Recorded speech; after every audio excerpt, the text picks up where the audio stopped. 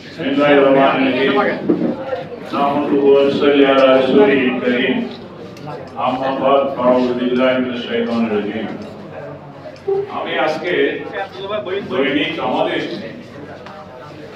চট্টগ্রাম পত্রিকার প্রতিষ্ঠা বার্ষিকী উপলক্ষে আমরা এখানে সমবেত হয়েছি। আমাদের আয়োজন ছিল আমাদের অফিসে। আজকে এখানে অনুষ্ঠান করার জন্য যিনি সদস্য দিয়েছেন তিনি হচ্ছেন আমাদের মাই টিভি আমার পরম ঘনিষ্ঠ ব্যক্তিত্ব নুরুল কবির সাহেব এই অনুষ্ঠানে এখানে প্রেস ক্লাবে নিয়ে এসেছেন। উনি হল বুকিং করেছেন, নাস্তার অর্ডার দিয়েছেন, কেকের অর্ডার দিয়েছেন। ইঞ্জিনিয়ার জাওয়াদ আফসার চৌধুরী এবং সকল মেহমানদেরকে কারা দাওয়াত দিয়েছেন আমি জানি না। আমি ঘুম থেকে উঠে শুধু অফিসে এই আপনাদের অনুষ্ঠানে উপস্থিত হয়েছি। তবে আমি কিছু কাজ করেছি। কাজগুলো হচ্ছে আমি আমার ফেসবুকে আমি একটু প্রচারণা করেছি, দু একজনকে হয়তো ফোন করেছি। আমি কোনো স্টার মানুষকে, কোনো দলীয় দাস গোলামদেরকে, যারা দলীয় দাস হিসাবে সাংবাদিকতা করে, দলের গোলামি করে, আওয়ামী গোলামি করত, তারপরে মাহফিলের গোলামি করে, এই ধরনের কোন সাংবাদিকদের সাথে আমি সম্পর্ক রাখি না। আওয়ামী জালেমদের পতন হয়েছে, জালেম সাংবাদিকরা পলাতক, জালেম সাংবাদিকরা পালিয়ে গেছে। সেখানে আমার হাতে গড়াও কিছু সাংবাদিক ছিল। এই প্রেস ক্লাবের সেক্রেটারি ছিল চৌধুরী ফরিদ, সন্ত্রাসী ফরিদ, সেও 100 কোটি টাকার মালিক হয়েছে, সেও পালিয়েছে। এখান থেকে সাধারণ মানুষ এসে তাদেরকে বিতাড়িত করেছে। কিন্তু এই আওয়ামী অপশক্তির দালাল, আওয়ামী জালেমদের দালাল, আওয়ামী মাফিয়াদের দালাল যারা সাংবাদিক ছিল, তাদের বিরুদ্ধে আমার লড়াই কিন্তু সাংবাদিকতা শুরু থেকেই ছিল। এটা লিখে বলেছেন এবং সেটা আমার অতীত লেখনীতে বলা মধ্যে এগুলো ছিল। প্রতিষ্ঠিত কাহিনী শক্তি যারা দাসত্ব করে, আমি কিন্তু তাদের মতো নই। এই জন্য আমাকে অনেক লাঞ্ছিত হতে হয়েছে, আমাকে অনেক অপমানিত হতে হয়েছে, আমাকে অনেক নির্যাতিত হতে হয়েছে, আমাকে অনেক বঞ্চিত হতে হয়েছে।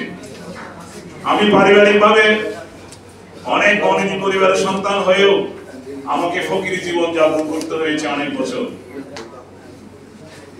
আমি অর্থের কাছে নথি স্বীকার করি নাই, মাফিয়া চক্রের রক্ত চক্ষুকে আমি ভয় পাই নাই। আমি মিথ্যা মামলায় জর্জরিত হতে হতে শতাধিক মামলায় আমি জর্জরিত হয়েছি। আমার জীবন আশঙ্কাজনক করে আমি আমার পথে চলেছি অনবরত। সারা দেশে আজকে যেমন হঠাৎ ডাকে আপনারা এসেছেন, সারা দেশে আমি যেখানে যাই, যেই জেলায় যাই, সেখানে আপনাদের মতো ভক্ত রক্তরা সেখানে জড়ো হয়ে যায়। আমার একটা সংগঠন আছে, আপনারা জানেন, লাভ বাংলাদেশ। আমি এই লাভ বাংলাদেশের মাধ্যমে সারা বাংলাদেশে আমি বক্তৃতা দিয়ে বেরিয়েছি। শুধু সারা দেশে নয়, আমি পার্শ্ববর্তী ভারতবর্ষে আসাম, ত্রিপুরা, মিজোরাম এবং দিল্লি থেকে শুরু করে মুর্শিদাবাদ পর্যন্ত, 24 পরগনা পর্যন্ত, আসানসোল পর্যন্ত, আমি সবখানে সকল মানুষের সাথে আমার যোগাযোগ আছে।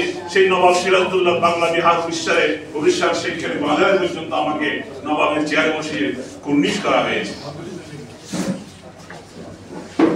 যারা আজকে ভারতবর্ষে আশ্রয় নিয়েছে, যারা মোদির কাছে নিজেকে নিরাপদ মনে করে, যারা বাংলাদেশ ছেড়ে পালিয়েছে টাকা পয়সা নিয়ে, তাদেরকে অতি সত্বর ভারতবর্ষে তাদের পিঠের চামড়া পর্যন্ত তুলে ফেলা হবে। কারণ তারা ভারতবর্ষেও থাকতে পারবে না। তারা মনে করছে ভারতবর্ষ তাদের জন্য নিরাপদ। ভারতবর্ষ কারো নয়। ভারতবর্ষ একসময় মুসলিমরা 750 বছর শাসন করেছিল। সুতরাং ভারতকে আমাদের শত্রু মনে করলে হবে না। ভারতের মধ্যে অনেক মুসলমান আছে, অনেক মসজিদ আছে, অনেক মাজার আছে, খাজা বাবার মাজার ভারতবর্ষে আছে। ভারতবর্ষ আওয়ামী লীগের নয়। আসল কথা হচ্ছে বিএনপি এবং আওয়ামী লীগের ভিতরে ভারতীয় দালাল আছে। যারা বাংলাদেশের স্বাধীনতা সার্বভৌমত্বের বিরুদ্ধে কাজ করে। বিএনপি দালালরা কিন্তু আওয়ামী দালালদের চাইতে আরো বেশি কি খচ্চর। বিএনপির দালালরা কম পয়সায় বিক্রি হয়, আওয়ামী লীগের দালালরা একটু দাম করে ওইগুলো বিক্রি হয়। জামাতের ভিতরে ভারতীয় দালাল আছে, এই কথা মিজান চৌধুরী সারা বাংলাদেশে কেউ বলে না। কারণ আমাদের মধ্যে মন মেজাজের মধ্যে মন ঢুকে গেছে, এখন বিএনপি ক্ষমতায় চলে আসছে, এই জন্য সবাই বিএনপি না করলেও বিএনপি বন্ধ হয়ে যায়। আর কয়েকদিন পরে যখন বিএনপি কে পিটানো হবে, বিএনপি যখন পালানো শুরু করবে, তখন এখন যখন আওয়ামী লীগের খুব যারা খুলে ফেলছে, তখন কি অবস্থা হবে আপনাদের? কেমনে পারেন এগুলো আপনারা? কেমনে পারেন সকালবেলার আওয়ামী লীগ, বিকাল বেলার কি বিএনপি? সকালবেলা আওয়ামী লীগের সাংবাদিকতা করলেন, বিকেলে শেখ হাসিনা যখন পালিয়ে গেল আপনারা হয়ে গেলেন বিএনপি সাংবাদিক। গ্রামে গঞ্জে সবখানে দাঙ্গাবাজরাও এখন দাঙ্গাবাজিতে লিপ্ত, চাঁদাবাজিতে লিপ্ত। একমাত্র আমাদের মতো কয়েকজন লোক এখনো পর্যন্ত খাই না খেয়ে আমরা কাজ করে যাচ্ছি। লড়াই আরেকটা হবে, যারা অবৈধ সম্পদ অর্জনকারী, আওয়ামী লীগের অবৈধ সম্পদ অর্জনকারীদের টাকা বিএনপি পাহারা দিচ্ছে, জামাতে পাহারা দিচ্ছে। কেমন বলে যে জামাতের বিরুদ্ধে কথা বলি না, কেন জামাতের বেশি লোকজন কয়েকজন আছে দেখতেছি। জামাত কেমনে পাহারা দিচ্ছে? বাসখালী এমপি কে কারা পাহারা দিচ্ছে?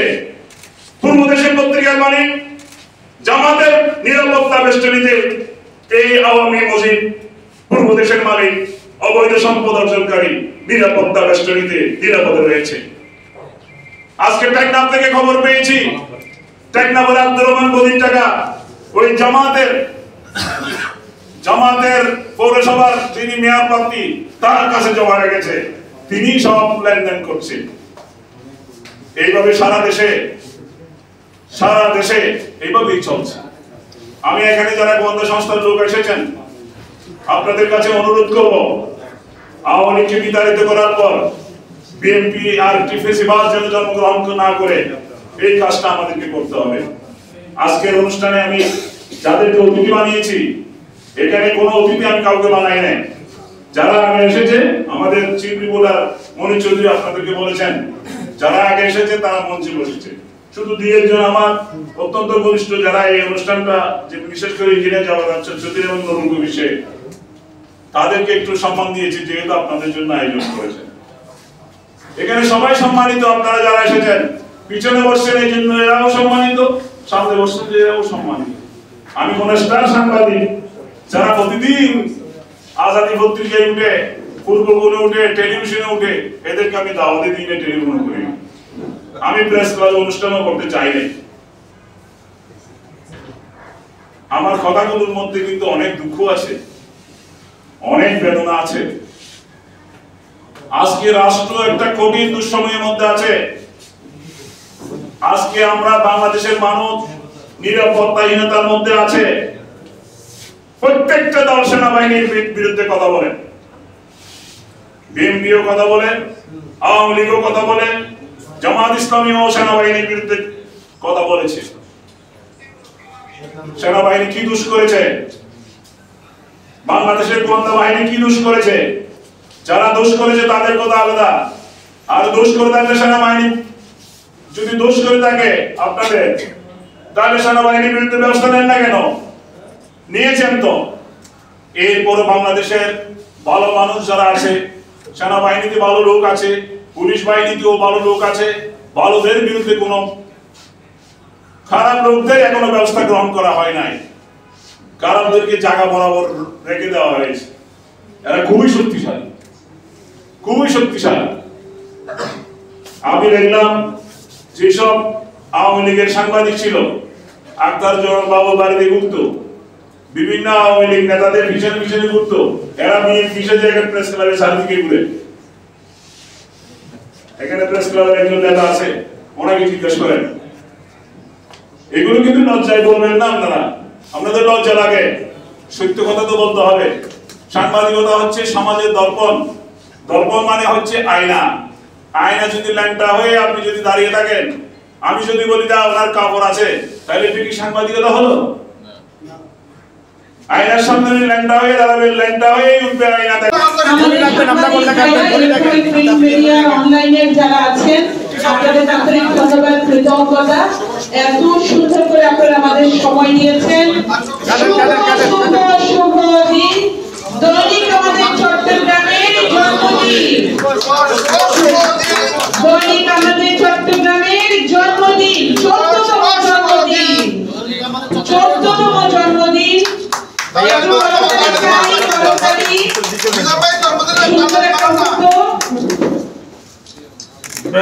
খাওয়াই দেন, মিউজিয়াম থেকে খাওয়াই দেন। খুব সুন্দর একটা মুহূর্ত।